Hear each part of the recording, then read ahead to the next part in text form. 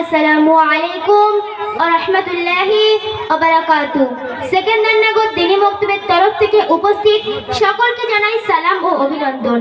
আপনাদের সকলের সামনে আমরা একটি মোকালামা পরিবেশন করব।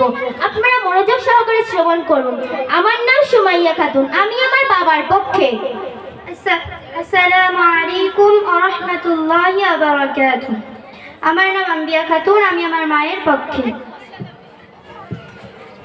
আমার মা আমার ভালোবাসা, আমার বাবা আমার গর্ব, আমার মা আমার এই পৃথিবীর মুখ দেখিয়েছে, আমার বাবা আমাকে এই পৃথিবীটাকে চিনতে শিখিয়েছে, আমার মা আমাকে জীবন দিয়েছে, আমার বাবা আমাকে শিখিয়েছেন এই জীবনে কিভাবে চলতে হয়, মা আমাকে কথা বলা শিখিয়েছে, আমার বাবা আমাকে শিক্ষা দিয়েছেন কথার উপরে কিভাবে চলতে হয়, আমার মা আমাকে অপকর্ম থেকে রক্ষা করেন, আমার বাবা আমাকে শিক্ষা দিয়েছেন কুকর্ম থেকে কিভাবে বাঁচতে হয়, মা আমাকে 10 মাস খুব যত্ন সহকারে গর্ভে ধারণ করেছেন।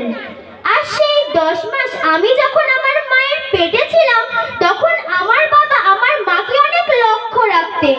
ছোট্টবেলায় যখন আমি কান্না করতাম তখন আনন্দ দেওয়ার জন্য মা আমার সাথে খেলতেন।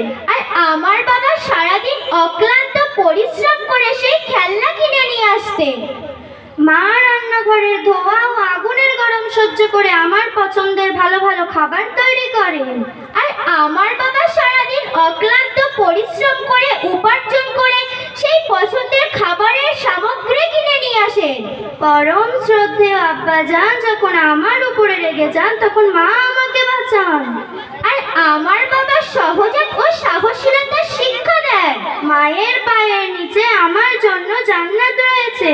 আর সেই বাবা হলো সেই জান্নাতের একটি দরজা। যে রাতে যখন বাচ্চা কাঁদে সবার প্রথম মায়ের ঘুম ভেঙে যায়। মা কাউকে না ডেকে একা একাই তাকে পরিষ্কার করে বুকে জড়িয়ে নিয়ে রাত কাটিয়ে দেয়।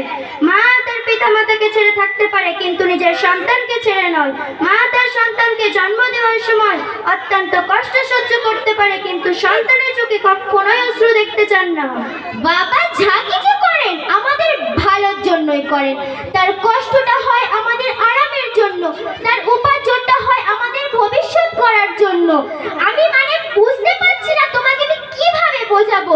আমার কাছে সেই ভাষা নেই যে যার মাধ্যমে আমার বাবার অক্লান্ত পরিশ্রম অবিরাম সংগ্রাম যার মাধ্যমে আমি তোমাকে তুলে ধরবো। মায়ের অবদান বলে শেষ করা যাবে না। একবার হুজুরে পাক সাল্লাল্লাহু আলাইহি ওয়াসাল্লাম তার সাহাবাদের সাথে ছিলেন। তখন এক ব্যক্তি হুজুরে পাক সাল্লাল্লাহু আলাইহি ওয়াসাল্লামকে জিজ্ঞাসা করলেন, হে আল্লাহর রাসূল সাল্লাল্লাহু আলাইহি ওয়াসাল্লাম, আমার সৎ ব্যবহারের সর্বাধিক অধিকারী কে? তখন হুজুরে পাক সাল্লাল্লাহু আলাইহি ওয়াসাল্লাম বললেন, তোমার মা। সে আবার বলল, তারপর কে? হুজুরে পাক সাল্লাল্লাহু আলাইহি ওয়াসাল্লাম বললেন, তোমার মা। সে আবার বলল, তারপর? হুজুরে পাক সাল্লাল্লাহু আলাইহি ওয়াসাল্লাম বললেন, তোমার মা। ব্যক্তিটা আবার জিজ্ঞাসা করলো, হে আল্লাহর রাসূল সাল্লাল্লাহু আলাইহি ওয়াসাল্লাম, আমার সৎ ব্যবহারের সর্বাধিক অধিকারী কে? তখন হুজুরে পাক সাল্লাল্লাহু আলাইহি ওয়াসাল্লাম বললেন, তোমার পিতা। আচ্ছা বোন, তুমি কি আমার একটু কথা বলার সুযোগ দেবে? হ্যাঁ নিশ্চয়ই দেবো, তাহলে বলো। আচ্ছা বোন, তোমার এই হাদিসের উক্তি শুনে আমি আমার এখানেই বিতর্ক বন্ধ করে দিতে চাই। আর হাদিসে লেখা হয়েছে যে বাপের মর্যাদা থেকে মায়ের মর্যাদা 3 গুণ বেশি। আর আমি বলতে চাই যে তুমিই জিতেছো, আর আমি তোমার কোন প্রশ্নের আর উত্তর দিতে চাই না। আর হুজুর সাল্লাল্লাহু আলাইহি সাল্লামের হাদিসের সামনে আমার আর কিছু বলার নেই। বোন, তুমি বাবার পক্ষ নিয়ে যুক্তি দিয়ে একদম সঠিক কথা বলেছো। তোমার বাবার প্রতি আবেগকে আমি সম্মান জানাই। আমি আমার রাসূল সাল্লাল্লাহু আলাইহি ওয়াসাল্লামের এই হাদিসের উপরে সম্মান জানিয়ে তুমি এই বিতর্ক এখানেই বন্ধ করেছো। প্রকৃতপক্ষে তুমিই জিতেছো। তোমার কোনো কথা আমি অস্বীকার করতে পারবো না, আর সম্ভব নয়। হুজুর সাল্লাল্লাহু আলাইহি ওয়াসাল্লামের এই হাদিসের উপরে সম্মান জানিয়েছো। তোমার বাবা তোমাকে অনেক সুন্দর শিক্ষা দিয়েছে। আচ্ছা বোন, তুমি বাবা মার খিদমতের জন্য আরো কি জানো? আমাকে একটু শোনাও না। ঠিক আছে, তুমি যখন এত করেই বলছো তাহলে শোনো। মহান আল্লাহ তাআলা কোরআন পাকের মধ্যে বলেছেন, আউযু বিল্লাহি মিনাশ শাইতানির রাজীম, বিসমিল্লাহির রহমানির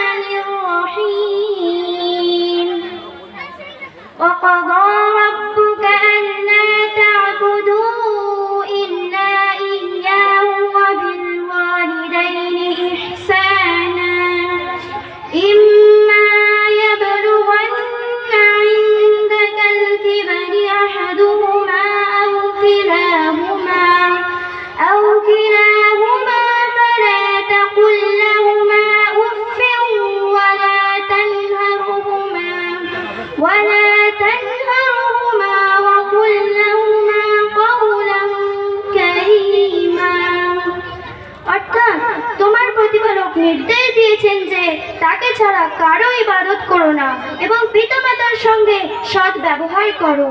পিতামাতার কোনো একজন কিংবা উভয়ে যদি তোমার কাছে পার্থক্যে উপনীত হয় তবে তাদেরকে উফ পর্যন্ত বলো না এবং তাদেরকে ধমক দিও না, বরং তাদের সাথে সম্মানজনক কথা বলো।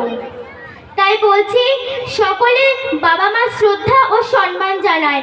কেননা হাদিসে বলেছেন যে রাসূল সাল্লাল্লাহু আলাইহি ওয়াসাল্লাম হাদিসে বলেছেন যে মায়ের পায়ের নিচে সন্তানের জান্নাত এবং সেই জান্নাতের একটি দরজা হলো বাবা।